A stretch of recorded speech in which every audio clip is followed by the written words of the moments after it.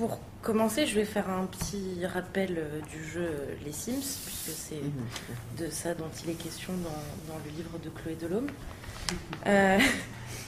Les Sims a été l'un des premiers jeux de simulation de vie dans lequel on crée un personnage que l'on fait vivre de façon relativement basique, c'est-à-dire travailler, manger, dormir, se divertir, etc. Le jeu est apparu en 2000, donc il y a presque 20 ans maintenant. Il a connu plusieurs versions successives qui l'ont fait évoluer, mais c'est ici la toute première version qui est utilisée par Chloé Delhomme, très peu de temps après sa sortie. L'œuvre de Chloé Delhomme, représentant un éclatement du moi et de la parole de l'auteur, développe un questionnement de l'identité à travers la fiction.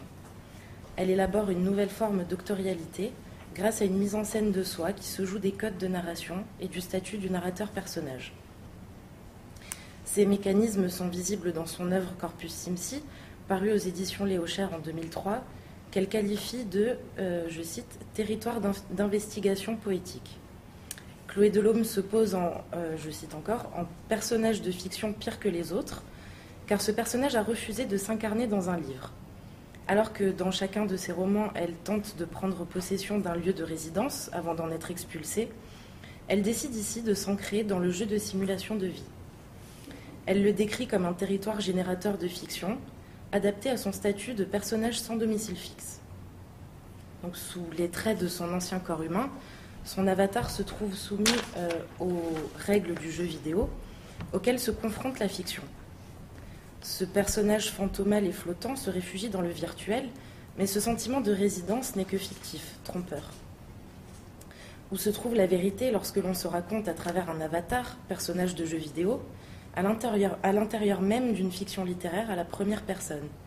Cette mise en abîme vertigineuse semble destinée à brouiller la perception de l'identité narrative. La démarche de l'auteur n'est pas tant la reconstitution de l'unité du moi que la mise en évidence de l'instabilité de l'instance narrative. Le virtuel et la fiction apparaissent comme deux univers semblables qui, mêlés sous la plume de Delhomme, donnent naissance à un nouveau type d'instance narrative équivoque. Donc, nous allons voir tout d'abord comment se construit le narrateur dans Corpus Simsi. À plusieurs reprises et dans la continuité des autres œuvres de l'auteur, le narrateur déclare « Je m'appelle Chloé Delhomme, je suis un personnage de fiction ». Cette affirmation est centrale dans l'écriture de Chloé Delhomme. D'une part, c'est à partir de cette déclaration que s'enclenche le processus de fictionnalisation de l'écrivain, entraînant une confusion entre le narrateur-personnage et l'être de chair et d'os dont le nom figure sur la couverture. D'autre part, c'est aussi le point de départ de la reconstitution de soi par soi-même. En effet, face aux fictions collectives qui dépossèdent l'individu de son vécu, l'écriture permet au contraire de se réapproprier l'identité souhaitée. Dans son essai « La règle du jeu », J.E., Delhomme déclare « Parole affirmative qui se veut performative, je dois m'écrire sans cesse pour me faire advenir. » Parallèlement à cet acte d'autocréation par la parole et l'écriture, elle cherche à prendre différentes enveloppes corporelles et textuelles, présentées comme autant d'hôtes successifs. Elle trouve refuge dans l'univers des Sims, où elle crée un avatar. Dans le premier chapitre intitulé « Configuration du personnage », on la voit choisir l'apparence physique et les traits de caractère de son Sims. Donc on voit là un peu les tests des différentes tenues. Donc ce dernier s'avère n'être donc son avatar s'avère n'être qu'un support de fiction comme le papier. Elle a quitté son corps humain et a traversé l'écran comme Alice, une référence récurrente chez Delhomme, a traversé le miroir. Cependant, dans le cadre de Corpus Simsi, une telle affirmation, je suis un personnage de fiction, devient particulièrement problématique dans la tentative de borner le cadre diégétique et d'identifier d'où s'exprime l'énonciateur. En effet, si Chloé Delhomme est un personnage de fiction, alors comment envisager son Sims qui prend la parole et qui est lui-même personnage de jeu vidéo ? Il s'agirait donc du personnage de fiction, d'un personnage de fiction.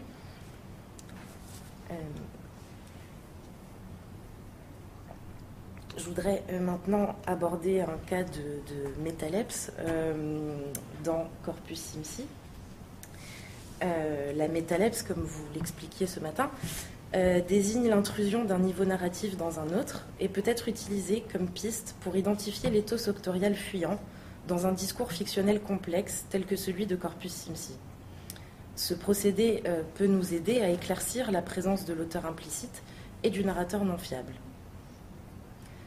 Corpus Simsi représente un exemple de ce que Michel Bokobza-Kahan appelle la dissémination de l'image de soi de l'auteur dans de multiples voies actorielles. Ici donc entre le Sims, le personnage, le narrateur et l'auteur, répondant tous au même nom de Chloé Delhomme. Je cite à nouveau Michel Bokobza-Kahan. Parce qu'elle consiste à produire un effet de réel dans la fiction par l'intrusion d'instances extradiégétiques dans l'univers intradiégétique, la métalepse déstabilise la fonction ludique inhérente au roman, en brouillant les frontières qui séparent les instances narratives de part et d'autre du dispositif énonciatif. Donc pour en revenir à la métalepse dans Corpus Simsi, en fait, à la fin du livre, le lecteur est invité à retourner le livre. Ça c'est le livre, la couverture normale, avec le texte et des captures d'écran. Et en fait, de l'autre côté, il faut retourner le livre et on découvre des photos de ce qu'on pourrait appeler la réalité.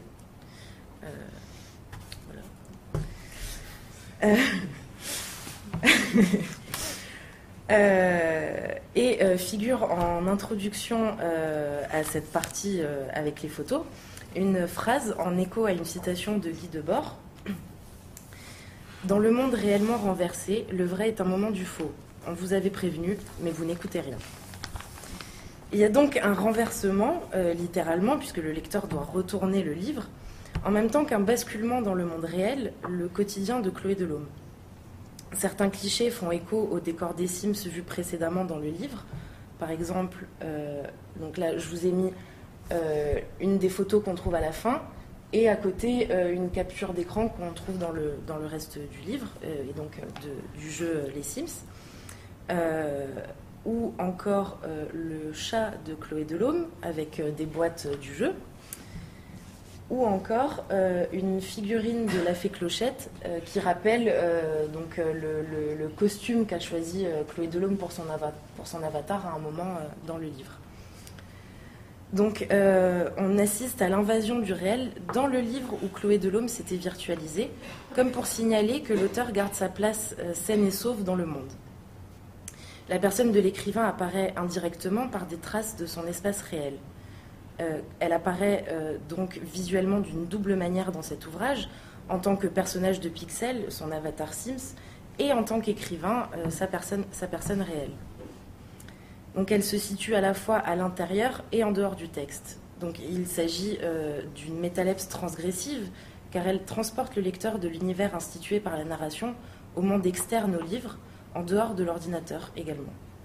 Donc cela produit un effet de trouble chez le lecteur qui se fait transporter de l'un à l'autre. Après avoir décrit un monde à l'intérieur du jeu vidéo, Chloé Delhomme nous en fait sortir. Elle exhibe le fonctionnement référentiel, rend visibles les coulisses d'une certaine manière, à l'image de cette photo de son ordinateur. En outre, la citation qui inaugure cette partie de l'ouvrage, que je vous remets, contient une adresse directe au lecteur. Vous n'écoutez rien. Cette adresse prend la forme d'un faux reproche qui en fait pousse à transgresser les limites du livre, à explorer les deux univers grâce à la porosité mise en place par l'auteur-narrateur. Dans ce jeu ludique et ironique, l'instance narrative navigue entre plusieurs mondes, invite le lecteur à en faire de même et expose ainsi sa non-fiabilité.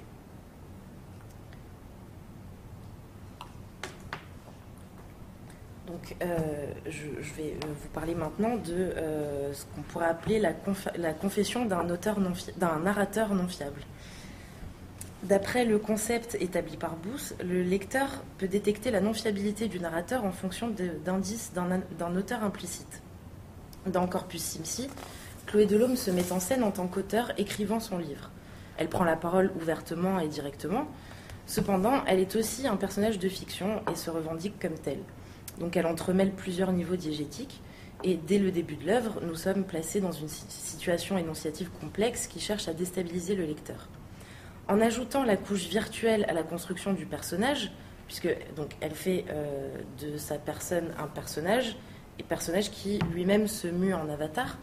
Un pas supplémentaire est franchi dans la déconstruction de la réalité et dans le déballage des rouages de la fiction.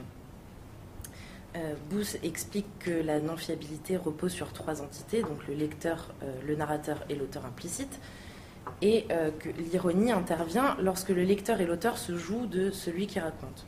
Dans Corpus Simsi, c'est le contraire. Le narrateur se joue de l'auteur et de ceux qui, n'ayant pas lu ce livre, ne sont pas au courant de ce qui est en train de se passer dans le monde virtuel. Ce sont eux qui sont la cible de l'exclusion, et exclusion qui renforce du coup les liens de connivence entre le lecteur et le narrateur.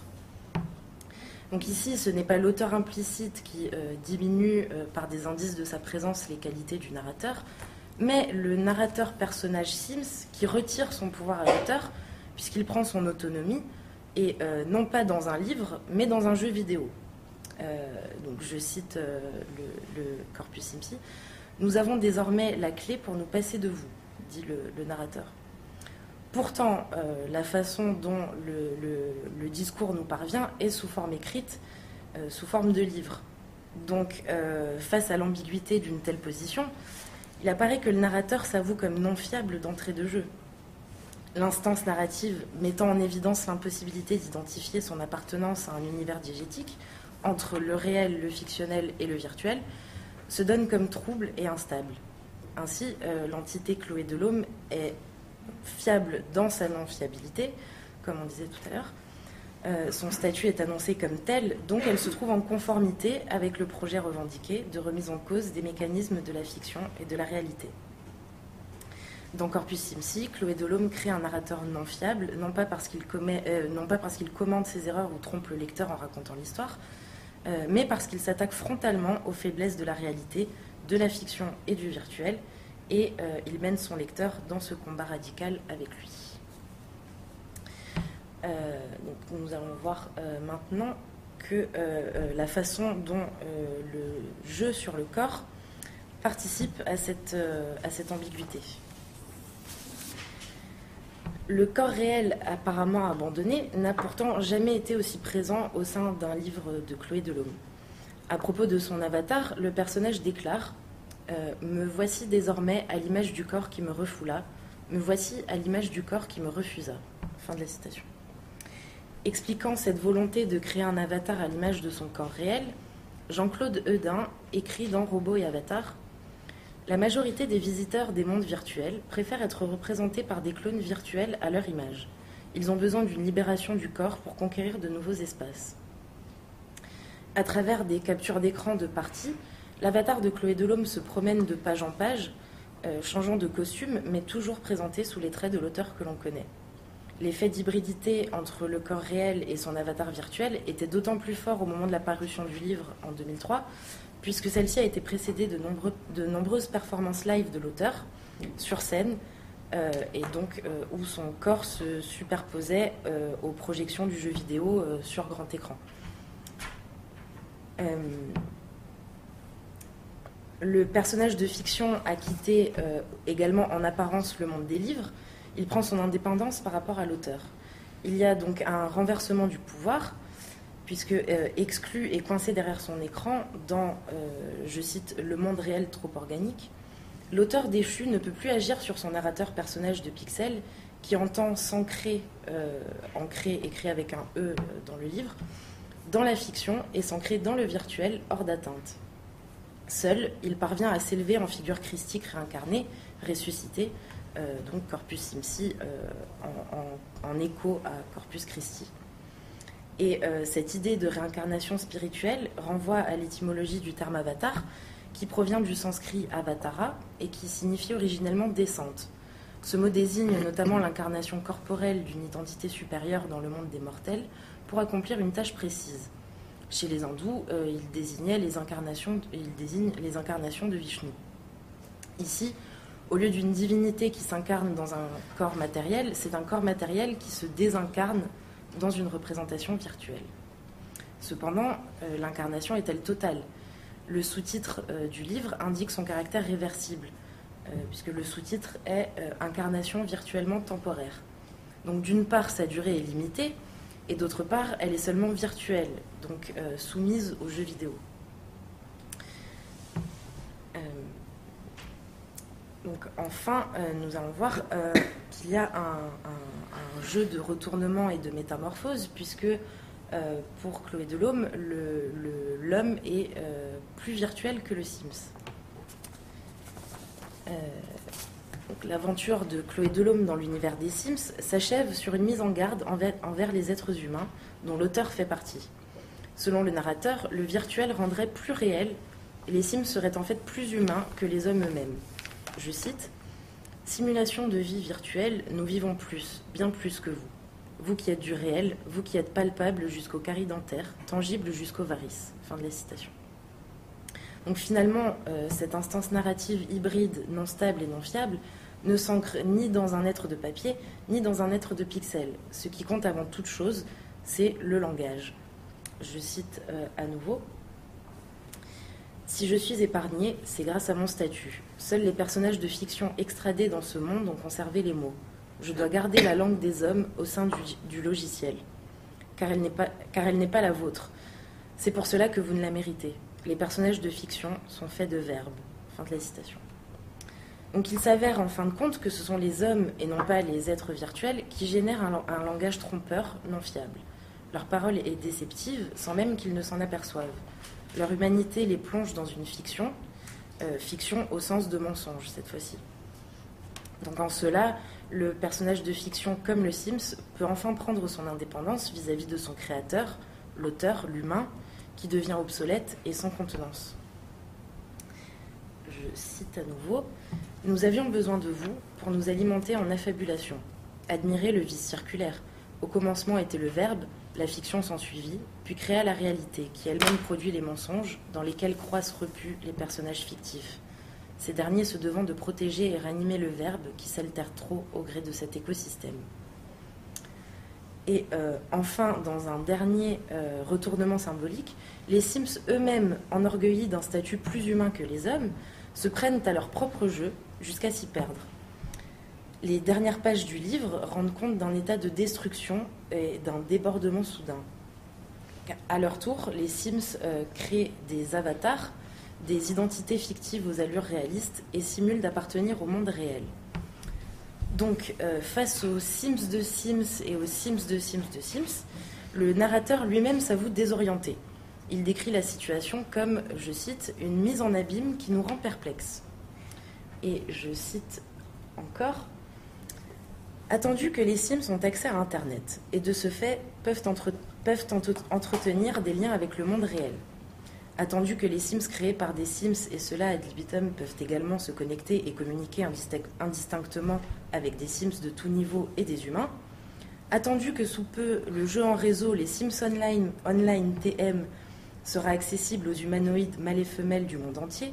Attendu que par ce biais, le monde réel interférera dans notre univers via les personnages utilisés comme de simples interfaces permettant aux joueurs de communiquer en évoluant dans nos quartiers. Pour savoir qui est qui, ça va être coton. » Fin de la citation. Donc, avec ironie, le personnage de fiction qui semblait avoir trouvé l'environnement idéal dans le virtuel se retrouve finalement dans la même situation que le lecteur face au livre, c'est-à-dire dans l'impossibilité de discerner les différentes couches de cet enchevêtrement digétique. Le narrateur comme le lecteur font face à la dégénérescence de cet univers. Le Sims devient porteur d'une maladie, il est associé au virus qui se propage sans aucune maîtrise. Dans un mécanisme parallèle, donc du côté du monde réel que le lecteur habite, le personnage de fiction Chloé Delhomme se propage à son tour. En effet, à l'époque juste avant la sortie du livre et au moment de la sortie du livre, sur son site, l'auteur avait donné la possibilité aux internautes de télécharger son avatar pour que n'importe qui puisse jouer avec dans ses propres parties de Sims. Je cite, « Son skin est également téléchargeable. Le personnage de Chloé Delhomme peut être utilisé par n'importe quel joueur l'ayant importé. Cette fiction propre peut infiltrer celle d'autrui. » Donc, au bord du pacte faustien, la communauté idéale de l'univers des Sims semble avoir atteint un point de non-retour. Avec cette démultiplication à l'infini et l'apparition de revendications politiques, virtuelles et réelles se contaminent réciproquement. Donc, en conclusion, s'il porte toujours le même nom, livre après livre, le narrateur personnage chez Chloé Delhomme se définit comme un démultiplicateur de vie qui permet d'entreprendre une négociation permanente avec le champ des possibles. Tandis que l'autofiction, donc le genre que pratique Chloé Delhomme, entend puiser dans la vie comme dans un matériau pour l'écriture, Chloé Delhomme dans Corpus Simsi s'est détournée du réel pour explorer les promesses du monde parallèle qu'est le virtuel. Pourtant, en menant à bien cette entreprise, elle passe par l'objet livre, mettant à jour un jeu ironique puissant. Elle se pose non seulement en écrivain qui cherche comment illustrer le rapport conflictuel entre réel et fiction, mais également en tant qu'individu qui cherche à reconstruire son identité entre réel et virtuel, se mettant elle-même en situation de difficulté. Elle apporte un éclairage différent au concept de narrateur non fiable, car elle s'avoue elle-même comme telle, cherchant à dénoncer par la littérature les impasses de la fiction. Ici, son écriture atteint le paroxysme du dédoublement, de l'éclatement de l'identité narrative, pour montrer comment opère la distance de soi à soi et de l'auteur au lecteur. Et je laisserai la conclusion à son Sims avec une dernière citation. Regardez-vous et acceptez, vous verrez, vous n'existez pas. Regardez-nous et comprenez, nous sommes la solution, nous sommes les Sims et vous êtes notre enjeu. Merci.